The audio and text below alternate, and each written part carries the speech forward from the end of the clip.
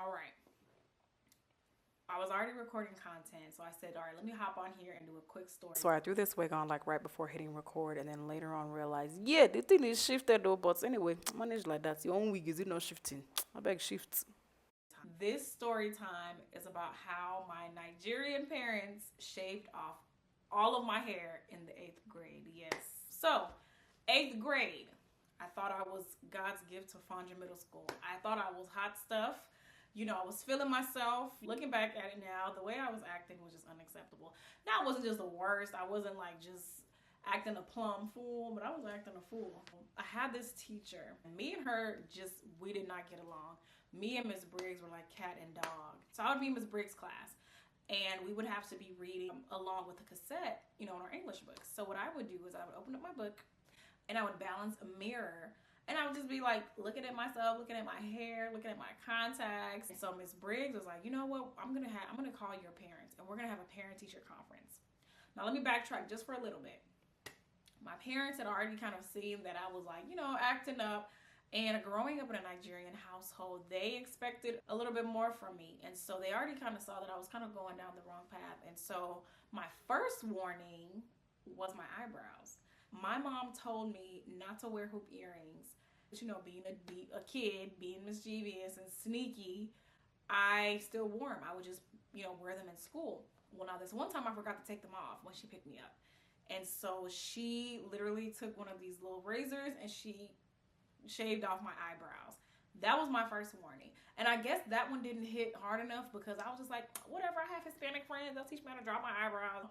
And I just drew my eyebrows and I would just wipe them off when she picked me up. Like, she warned me. She was just like, you know what? You keep acting up, next is gonna be your hair. You still continue in this kind of act. I say that destruction is awaiting. This is when I learned to take my mother at her word. Fast forward to this parent-teacher conference. Now, my dad was working, so he could not make it.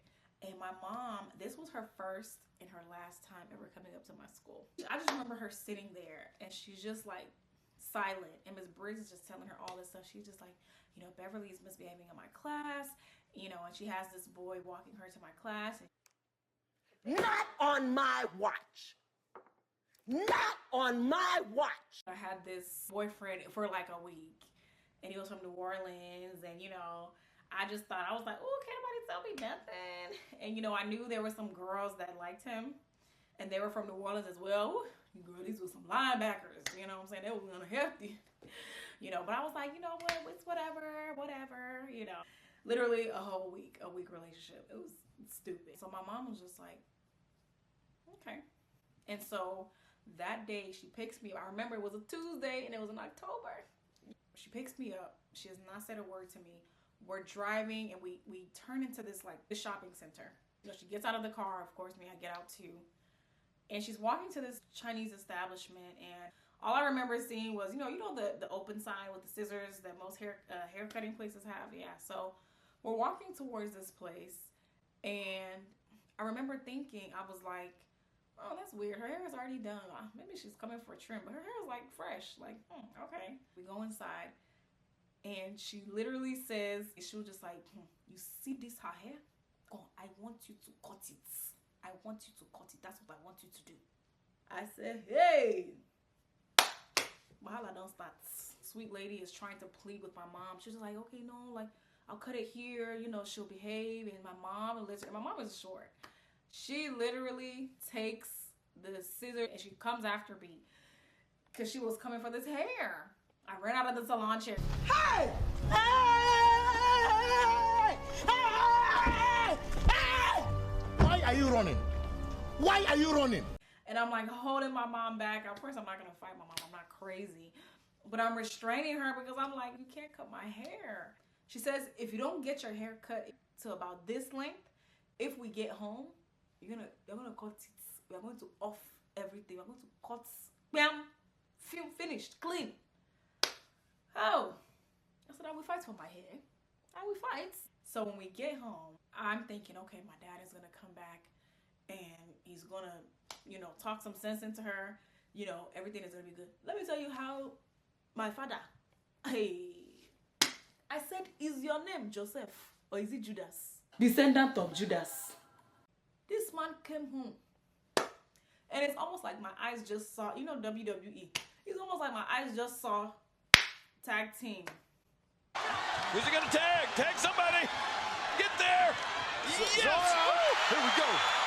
My dad, like, he had me, like, he was holding me down, and my mom was just like, just cutting. And you know when you cry so much that you don't have any tears left? I think that was where I was at. And so I just got tired of fighting, and I just remember just seeing all my hair just in front of me. Like, this is really happening. And so afterwards, my dad takes me to the bathroom, and he gets the clippers. And see, I could tell that my dad did not, like, it's almost like he did not want to do it. He felt bad for doing it, but he was just like, this girl's getting out of hand, and we can't allow her to do this. So we need to do what we need to do, even though that's not the only thing they could have done. And so he goes, he has the clippers, and I'm just like there, like this, just looking down. He's even trying to have mercy on me. He's even like, okay, I'll give you, I'll leave this for you here so you can take it to school. I said, Daddy, where am I going? I didn't say anything, but I was like, where? Hey. It's even sad that I've experienced what immigrant boys have experienced when their father cuts their hair. And they will bop everything but this U part, this lace closure 4x4 area. They'll just leave it. Is that not so? I said, Daddy, if you're gonna just suffer me like this, remove everything. Remove it. The next day I wake up and my mind wanted to believe that this was a dream. I remember my mom woke me up because there was a tutorial at 6 a.m. and she was just like, you're gonna be at tutorials. I just remember her turning on the lights and I'm seeing my shadow. I said, so this is the crickle crackle that my head is doing. Hey, you know, we Igbo people, our head sometimes, you know, is not the finest. We are not known for fine head shape, but it's because of our fineness that we manage. Listen, I don't wear cornrows, you know, I don't wear cornrows. You have to know what's your ministry and what's not your ministry. I don't do cornrows. I respect myself, okay? I was just like, I'm really bald. Like, my hair was gone. And I remember, like, when I was sleeping, I could feel, like, the prickliness of it, but I was sleeping. So I said, wow, hey, they have skinned me alive. That morning when I was getting ready for tutorials, I was just like, I can't go like this. So when my mom was in the shower, I went to her room and I snuck one of her scarves.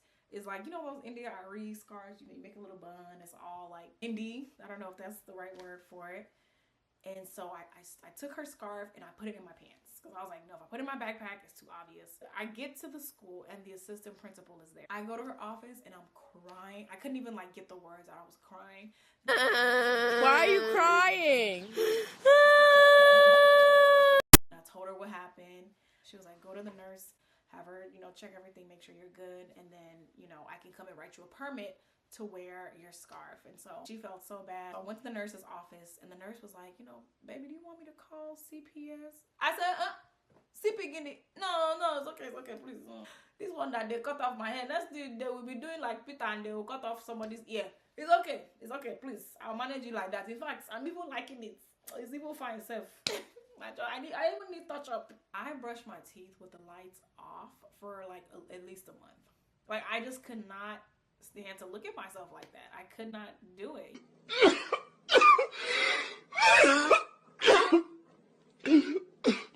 The first day when like my friends and my peers saw me with the scarf on, they just thought it was cool because they thought I was breaking the rules. But after 3-4 days and I'm still wearing, you know, even different colors, you know, they started to realize that, wait a minute, I don't think she's just wearing that because she wants to. I think, you know, something's going on. And a lot of the kids ended up figuring out that, you know, my hair was shaved.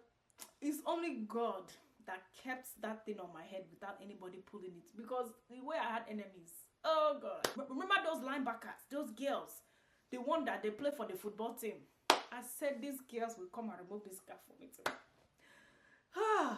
Now, did it change me completely?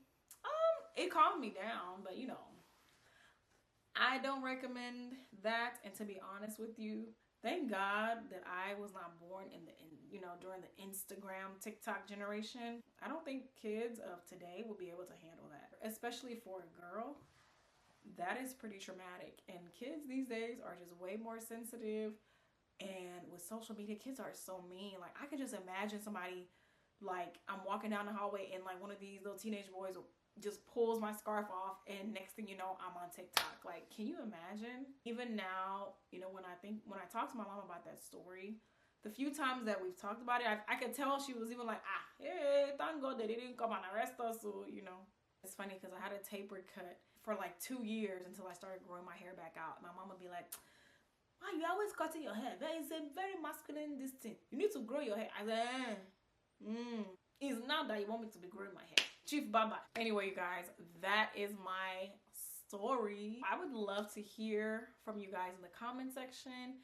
Has this happened to you? Has this happened to a friend? Like, and I'm sure some people are like, oh my gosh, I can't believe that your parents did that. They did though. They did. But anyway, we thank God. So please don't forget to like, comment, and subscribe, and I will see you in the next video.